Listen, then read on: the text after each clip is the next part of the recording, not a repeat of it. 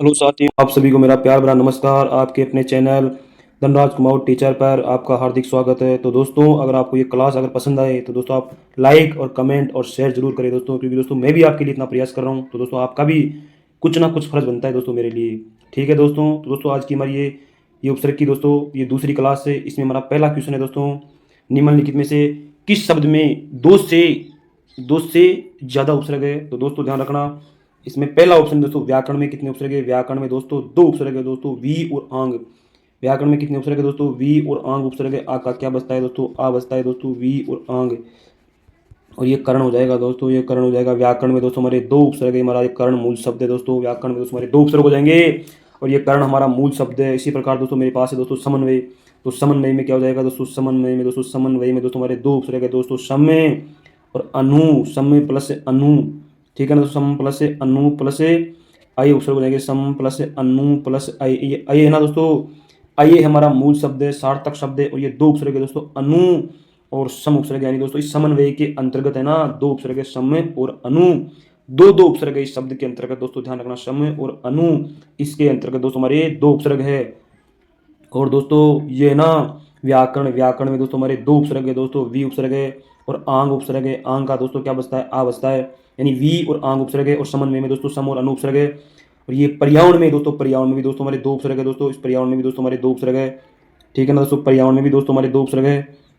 दो उपसर्ग कौन कौन से हैं, दो उपसर्ग है दोस्तों, परी प्लस आंग। आंग का क्या बचता है दोस्तों, आ बचता है दोस्तों। और ये हो जाएगा दोस्तों करण, यानी पर्यावरण दोस्तों हो जाएगा वर्ण। यानी दोस्तों पर्यावरण में भी दोस्तों दो उपसर्ग है, परी और आंग। ये दोनों संस्कृत के उपसर्ग है दोस्तों, परी और आंग दोनों संस्कृत के उपसर्ग है। सम भी दोस्तों हमारे संस्कृत का उपसर्ग है, ठीक है ना दोस्तों। वी भी हमारे संस्कृत का उपसर्ग है। अब देखो दोस्तों दूसरा ऑप्शन हो जाएगा, ये क्या पूछ रहा है, दो से ज्यादा उपसर्ग। इसमें दो से ज्यादा उपसर्ग यानी तीन उपसर्ग है दोस्तों। दुर्व्यवहार में कितने उपसर्ग है, तीन उपसर्ग है। उसको तोड़ते हैं दोस्तों अपन दुर्व्यवहार को दोस्तों। इसमें पहला उपसर्ग हो जाएगा दोस्तों दुर प्लस वी उपसर्ग हो जाएगा, एक तो हो जाएगा दुर उपसर्ग, एक हो जाएगा दोस्तों वी उपसर्ग। अगला हो जाएगा दोस्तों आंग उपसर्ग, आंग का बचेगा दोस्तों आ। और फिर क्या होगा दोस्तों, हार। हमारा हार दोस्तों मूल शब्द है, हार हमारा सार्थक शब्द बचना चाहिए दोस्तों। पीछे ये उपसर्ग बाहर निकालने के बाद दोस्तों सार्थक शब्द बचना चाहिए, यानी उसका कोई ना कोई अर्थ होना चाहिए उस शब्द का, जो बाद में बचे ना उस शब्द का दोस्तों कोई ना कोई अर्थ होना चाहिए। दूर हो जाएगा दोस्तों दूरे, आगे हो जाएगा दोस्तों वी उपसर्ग, आगे हो जाएगा दोस्तों आंग उपसर्ग। तीन उपसर्ग इसके अंतर्गत है। और हार दोस्तों हमारा मूल शब्द है इसके अंतर्गत, ठीक है ना। दूसरा ऑप्शन हमारा सही हो जाएगा। आगे चलते हैं दोस्तों अपने, इनमें से किस शब्द में ये उपसर्ग नहीं है दोस्तों, उपसर्ग नहीं है। अब देखो दोस्तों पहला ऑप्शन है बहादुर दोस्तों, बहादुर हमारा मूल शब्द है। बहादुर में दोस्तों कोई उपसर्ग नहीं है, बहादुर दोस्तों हमारा मूल शब्द हो जाएगा, बहादुर में दोस्तों कोई उपसर्ग नहीं है। अब देखो दोस्तों बदनाम, इस बदनाम में दोस्तों ये बद क्या है, ये उपसर्ग है दोस्तों, ये विदेशी उपसर्ग हो जाएगा दोस्तों, बद प्लस नाम। नाम हमारा मूल शब्द हो जाएगा दोस्तों, सार्थक शब्द हो जाएगा नाम का दोस्तों, हमारे कुछ ना कुछ अर्थ निकलता है। लेकिन ये बदनाम उपसर्ग है दोस्तों, ये बद क्या है, ये विदेशी भाषा का उपसर्ग हो जाएगा दोस्तों। ये बद किसका है, ये विदेशी भाषा का उपसर्ग है। अब देखो दोस्तों ये हो जाएगा हमारे बेवकूफ, यानी दोस्तों बेवकूफ को बोलते दोस्तों, अपन बोलते हैं किसी को दोस्तों तू क्या बेवकूफ है दोस्तों, क्या तू तू क्या बेवकूफ है। तो बेवकूफ में दोस्तों कौन सा उपसर्ग है, वे प्लस वकूफ दोस्तों, इसमें बे उपसर्ग हो जाएगा दोस्तों, बे प्लस वकूफ दोस्तों, बे प्लस वकूफ दोस्तों, बे प्लस वकूफ, यानी इसमें बे उपसर्ग हो जाएगा दोस्तों। दोस्तों ये बे भी हमारा दोस्तों ये विदेशी उपसर्ग है दोस्तों। और ये लावारिस दोस्तों, ला प्लस वारिस, यानी जिसका कोई पता नहीं कि ये वस्तु मतलब ये किसकी है। अपने दोस्तों ये रोड बेचो में लिखा होता है, यानी ये वस्तु क्या है, ये वस्तु हमारी लावारिस है। तो ला प्लस वारिस यानी जिस वस्तु का मतलब कोई भी धनी नहीं है दोस्तों, या कोई भी व्यक्ति उस वस्तु का मालिक नहीं दोस्तों, वो होती है लावारिस वस्तु, ठीक है ना। लावारिस वस्तु यानी जिस व्यक्ति का कोई धनी नहीं है, तो वो क्या हो जाएगी दोस्तों, हो जाएगी हमारे लावारिस। ला प्लस वारिस में दोस्तों कौन सा उपसर्ग है, ला उपसर्ग है दोस्तों। और ये बदनाम में बद प्लस नाम में दोस्तों हमारा बदनाम उपसर्ग है। और इस बहादुर में दोस्तों कोई भी उपसर्ग नहीं, इसके अपन टुकड़े नहीं कर सकते दोस्तों, क्योंकि एक सार्थक शब्द है पूरा। दोस्तों उपसर्ग को हटाने के बाद हमारा सार्थक शब्द बचना चाहिए, मेन पहली शर्त क्या है दोस्तों, उपसर्ग को हटाने के बाद सार्थक शब्द बचना चाहिए। बे प्लस वकूफ एक सार्थक शब्द है और बे उपसर्ग है दोस्तों, ठीक है ना। आगे चलते हैं दोस्तों अपन, देखो दोस्तों ला प्लस वारिस, ला प्लस में ला उपसर्ग है। बदनाम में दोस्तों बद उपसर्ग है, बे प्लस वकूफ में दोस्तों बे उपसर्ग है। अब दोस्तों ये भी ध्यान रखना है कि दोस्तों ये अपने पास ये उपसर्ग है ना, ये विदेशी उपसर्ग है दोस्तों, या तो ये किसी अरबी फारसी भाषा के है दोस्तों, या फिर ये हमारे पास ये उर्दू भाषा के, यानी इन दो भाषाओं में से किसी न किसी भाषा के दोस्तों, या तो ये अरबी फारसी के हैं या उर्दू के हैं दोस्तों, ठीक है ना।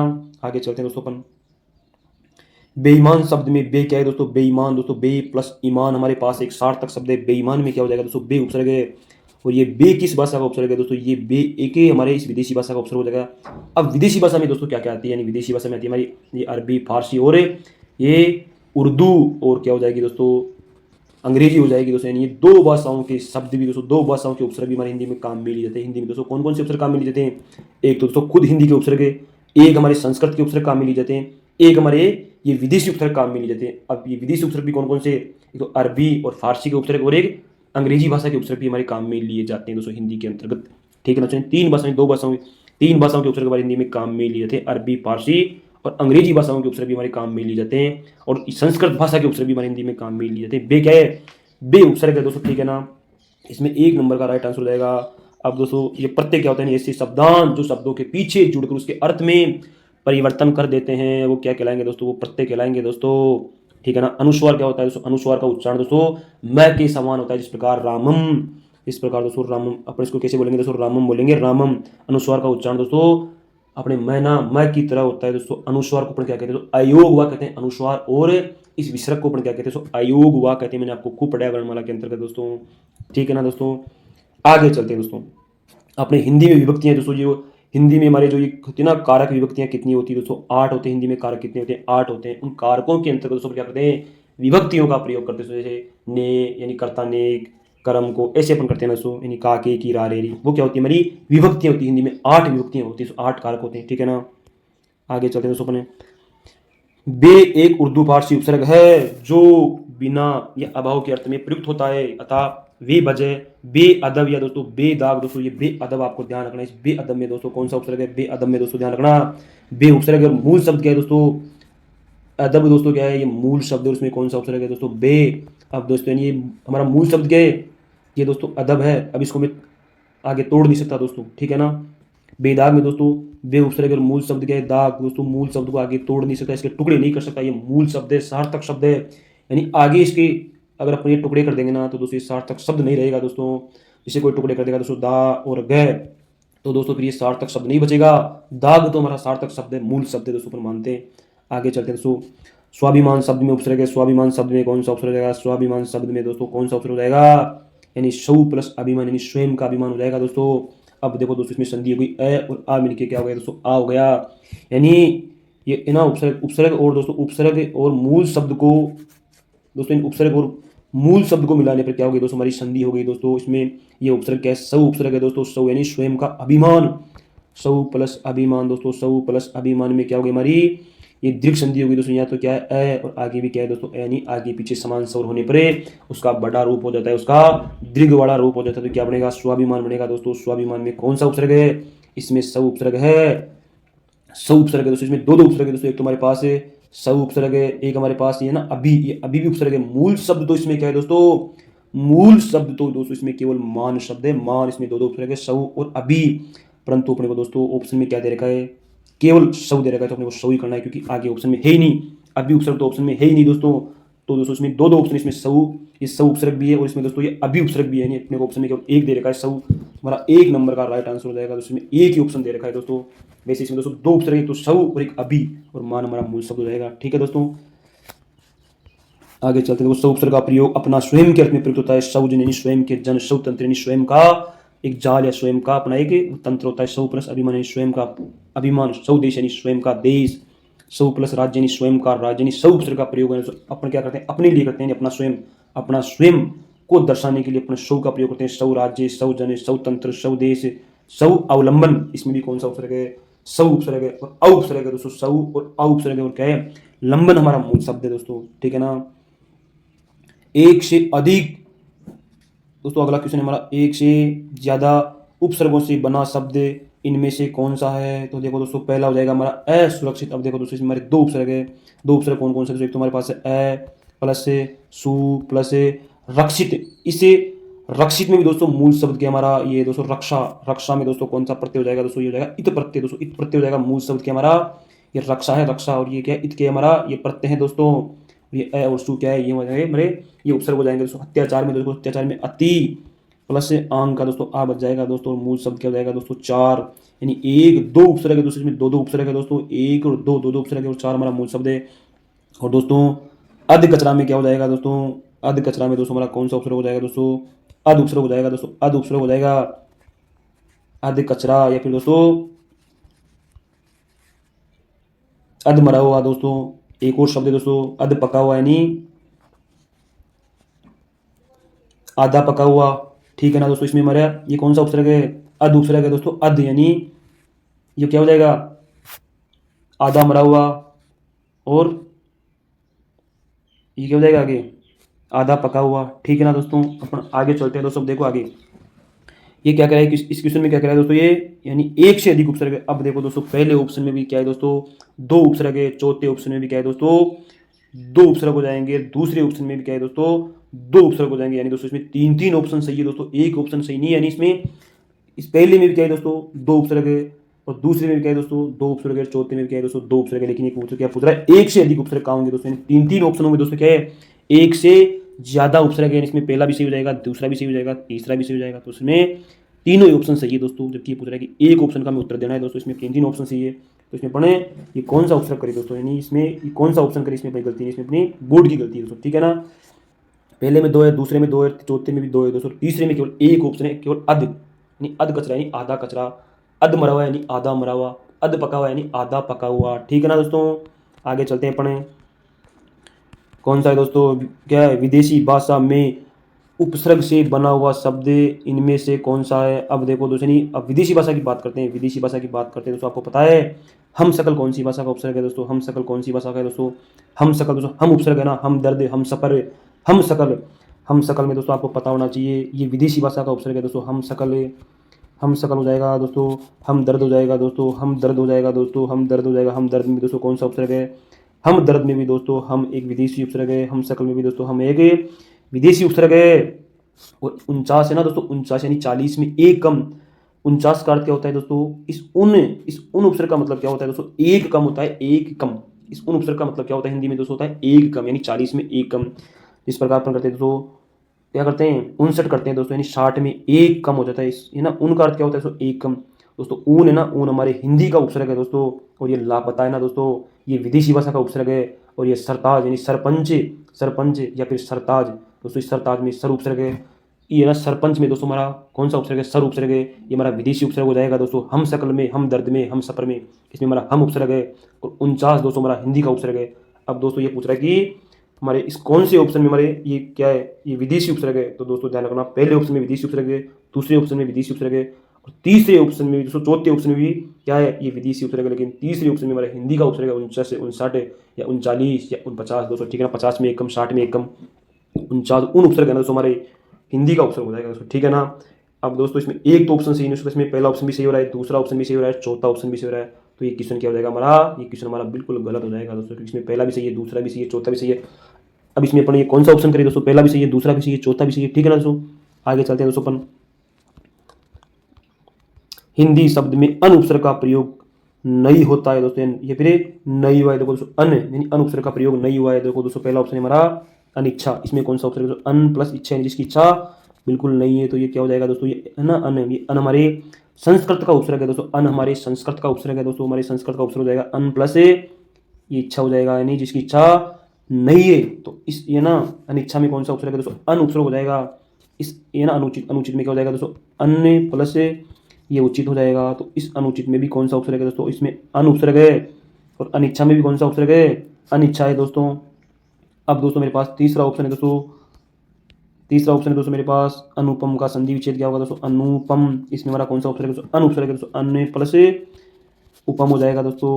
ये क्या है, उपम मेरे पास सार्थक शब्द है। लेकिन चौथा ऑप्शन देखो दोस्तों, अनु प्लस गमन यानी अनुगमन, यानी इसके पीछे पीछे गमन करना, यानी पीछे पीछे अपन किसी के पीछे पीछे जाते हैं ना दोस्तों, क्या कहते हैं अपन, अनुगमन कहते हैं, यानी किसी के पीछे पीछे जाना क्या होता है दोस्तों, अनुगमन होता है। अनु प्लस गमन में कौन सा उपसर्ग है, इस अनुगमन में दोस्तों हमारा कौन सा उपसर्ग हो जाएगा दोस्तों, अनु प्लस गमन में दोस्तों हमारा अनुपसर्ग हो जाएगा, ठीक है ना। इसमें अनुपसर्ग नहीं है दोस्तों,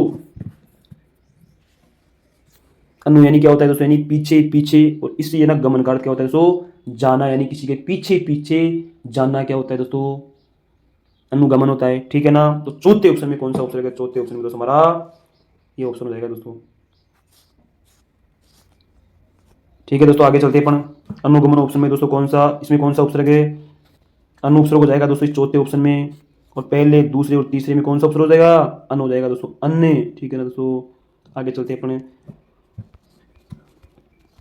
अब देखो दोस्तों, आपको पता होना चाहिए कि जो ये ना, ये अनुपसर्ग हमारे संस्कृत भाषा का उपसर्ग है दोस्तों, संस्कृत भाषा का उपसर्ग है। और इस अन का प्रयोग अपन कहाँ करते हैं दोस्तों? हिंदी भाषा में अनुपसर्ग का प्रयोग कहाँ प्रयोग होता है? ये ना अभाव के अर्थ में होता है दोस्तों, अभाव के अर्थ में होता है। अन प्लस ये उचित हो जाएगा, अन प्लस उपम हो जाएगा, अन प्लस इच्छा हो जाएगा, ठीक है। जबकि इस क्या होता है, क्या ये अनुगमन में अनुपसर्ग है, इसका प्रयोग अनु यानी बाद में या पीछे के अर्थ में प्रयुक्त होता है, ठीक है ना दोस्तों। तो अगला क्वेश्चन है दोस्तों हमारा, आगे चलते हैं दोस्तों अपन। यही सुपसर्ग का प्रयोग नहीं हुआ है, सुपसर्ग का प्रयोग कहाँ नहीं हुआ है? सुपसर्ग का प्रयोग दोस्तों पहले ऑप्शन में तो हुआ है दोस्तों, सु प्लस अस्त। इसका संधि विच्छेद क्या होता है दोस्तों? सु प्लस अस्त होता है दोस्तों, सु प्लस अस्त हो जाएगा दोस्तों। इसमें हमारा मूल शब्द क्या हो जाएगा दोस्तों? अस्त हो जाएगा, सुपसर्ग हो जाएगा दोस्तों। अब दोस्तों सु प्लस, तीसरा ऑप्शन है दोस्तों सु प्लस अलय। इसमें भी दोस्तों हमारा मूल शब्द क्या हो जाएगा दोस्तों? अलय हमारा मूल शब्द हो जाएगा, सु हमारा ये उपसर्ग हो जाएगा दोस्तों। सुलेख का मतलब होता है सुंदर लेख, सुंदर राइटिंग। सुलेख में दोस्तों सु उपसर्ग है, सु प्लस लेख हमारा मूल शब्द है, लेख हमारा मूल शब्द हो जाएगा। और चौथा ऑप्शन है दोस्तों स्वास्थ्य। स्वास्थ्य में क्या है दोस्तों? स्वास्थ्य में दोस्तों स उपसर्ग का प्रयोग हुआ है, ना कि सु उपसर्ग का प्रयोग हुआ है दोस्तों। स्वास्थ्य में हमारा, स्वास्थ्य में क्या है? स्वास्थ्य में दोस्तों हमारा सु उपसर्ग हो जाएगा, स्वास्थ्य में दोस्तों हमारा सु उपसर्ग हो जाएगा। सु प्लस स्वास्थ्य में दोस्तों किसका प्रयोग होगा? स्वास्थ्य में दोस्तों स उपसर्ग का प्रयोग हो जाएगा, सऊ प्लस अस्थि हो जाएगा दोस्तों। तो इसमें क्या बनेगा दोस्तों? स्वास्थ्य का। फिर इसका ये संधि रूप क्या बनेगा दोस्तों? ए और ए मिलके क्या हो जाएगा दोस्तों? स्वास्थ्य हो जाएगा। स्वास्थ्य में दोस्तों हमारा सऊ उपसर्ग है, सुलेख में सु उपसर्ग है और सु, अलय में दोस्तों सु उपसर्ग है और स्वस्थ में सु उपसर्ग है दोस्तों, ठीक है ना। यानी तो उपसर्ग के हटाने के बाद सार्थक शब्द बचना चाहिए, उपसर्ग को हटाने के बाद दोस्तों सार्थक शब्द बचना चाहिए, ये हमारी पहली शर्त है। आगे चलते हैं दोस्तों अपन, ठीक है ना। किस शब्द में सु उपसर्ग का प्रयोग नहीं हुआ है दोस्तों? यानी उपसर्ग का प्रयोग नहीं हुआ है, ठीक है ना दोस्तों। अब देखो दोस्तों, मेरे पास है नीरस। नीरस का संधि विच्छेद पूछे तो क्या करना है दोस्तों? अगर संधि विच्छेद की बात कर रहा हूँ तो संधि विच्छेद पूछे तो क्या करना है दोस्तों? नी है, और ये करना है दोस्तों रस। उसी प्रकार दोस्तों ये मेरे पास नीरव में हो जाएगा दोस्तों, नी है और प्लस रऊ। लेकिन दोस्तों अगर अपने को यहाँ क्या पूछ रहा है? ये पूछ रहा है विसर्ग पूछ रहा है दोस्तों। तो अपने को क्या करना है दोस्तों? निर करना है पूरा दोस्तों, क्या लिखना है? निर करना है, निर, ठीक है ना दोस्तों। अब देखो दोस्तों, नीरस का संधि दोस्तों ये ना, नीरस में कौन सा उपसर्ग इसमें हो जाएगा दोस्तों? निर प्लस रऊ हो जाएगा दोस्तों हमारा, रऊ मूल शब्द है दोस्तों, रऊ हमारा मूल शब्द है, ठीक है ना दोस्तों। नीरो में क्या हो जाएगा दोस्तों? ये हो जाएगा दोस्तों नीरो का हो गया दोस्तों हमारे पास, इसको आ गया नीरो का होगा दोस्तों, इसका क्या होगा? नीरो का क्या होगा दोस्तों? नीर प्लस रऊ होगा दोस्तों, नीर प्लस रऊ होगा दोस्तों, नीर प्लस रऊ हो जाएगा दोस्तों। अगला है दोस्तों मेरे पास ये क्या हो जाएगा? नीरस हो जाएगा दोस्तों। इससे क्या क्या होगा? नीर क्या होगा दोस्तों? इसका हो जाएगा दोस्तों नीरस का क्या हो जाएगा दोस्तों? नीर प्लस रस हो जाएगा दोस्तों। अब दोस्तों मेरे पास है निरंद्र। इस निरंद्र का क्या होगा? ठीक है ना दोस्तों, ये निरंतर है दोस्तों, तो यहाँ हो जाएगा दोस्तों ये निर प्लस रंध्र हो जाएगा दोस्तों। क्या होगा इस निरंतर का संधि विच्छेद दोस्तों? इसका इसमें कौन सा उपसर्ग है? इसमें हमारा निर उपसर्ग हो जाएगा दोस्तों, निर प्लस ये रंध्र हो जाएगा दोस्तों, यानी इस रंध्र का अर्थ होता है छेद। निरंतर में दोस्तों कौन सा उपसर्ग है हमारा? निर उपसर्ग हो जाएगा। इस नीरस में कौन सा उपसर्ग है हमारा? इसमें हो जाएगा निर उपसर्ग हो जाएगा दोस्तों, निर। इससे ना नीरों में भी कौन सा उपसर्ग हो जाएगा दोस्तों? निर उपसर्ग हो जाएगा। लेकिन दोस्तों आपको एक बात बताऊं, दूसरे ऑप्शन में दोस्तों क्या समस्या है? दूसरे ऑप्शन में समस्या क्या है दोस्तों? इसका संधि विच्छेद क्या होगा दोस्तों? इसमें कौन सा उपसर्ग है? इसके अंतर्गत दोस्तों उपसर्ग तो कौन सा हमारा उपसर्ग हो जाएगा दोस्तों? इसके अंतर्गत ये हो जाएगा निर, और बाद में क्या है दोस्तों? जय। लेकिन दोस्तों ये जय हमारा सार्थक शब्द नहीं है, जय हमारा सार्थक शब्द नहीं बच रहा पीछे। इससे जय का दोस्तों यहाँ कोई मतलब नहीं होता, जय वर्ण का दोस्तों यहाँ कोई मतलब नहीं होता। इस ये उपसर्ग को बाहर निकालने के बाद दोस्तों हमारी क्या शर्त थी? उपसर्ग को बाहर निकालने के बाद सार्थक शब्द बचना चाहिए था, लेकिन यहाँ दोस्तों जय बच रहा है। तो इस जय का दोस्तों सार्थक शब्द नहीं है दोस्तों, ये जय हमारा सार्थक शब्द नहीं है, सार्थक वर्ण नहीं, इसका कोई मतलब नहीं होता जय का दोस्तों, ठीक है ना। तो इस प्रकार हमारा दूसरा ऑप्शन हो जाएगा, यानी इस नीरज में दोस्तों हमारा कोई सा भी उपसर्ग नहीं है दोस्तों, ठीक है ना। इसमें नीर प्लस जय होगा दोस्तों, नीर प्लस जय। अब दोस्तों ये क्या हो जाएगा? जय हमारा प्रत्यय दोस्तों, यानी नीर प्लस जय होगा इसका दोस्तों, ना नीर प्लस, इसमें कौन सा मूल शब्द है? नीर यानी पानी होता है दोस्तों, यानी इसका क्या होता है? नीर यानी पानी होता है। इसमें हमारा मूल शब्द है दोस्तों, वो क्या है? नीर है, नीर। नीर में कौन जन्म लेता है? वो कमल जन्म लेता है दोस्तों, नीर यानी पानी, और पानी और ये जय प्रत्यय, इस जय का मतलब क्या होता है? जन्म लेने वाला, यानी पानी में कौन जन्म लेता है? वो कमल जन्म लेता है। किसको कहते हैं? नीरज। ये नीरज किसका पर्यायवाची दोस्तों? ये इससे कमल का पर्यायवाची हो जाएगा, ठीक है ना दोस्तों। आगे चलते हैं अपन, तो दोस्तों आज का अपना ये लास्ट क्वेश्चन है दोस्तों। जय हिंद जय भारत दोस्तों। अगर दोस्तों आपको ये क्लास पसंद आए तो दोस्तों आप लाइक और कमेंट और शेयर जरूर करें दोस्तों। जय हिंद जय भारत दोस्तों।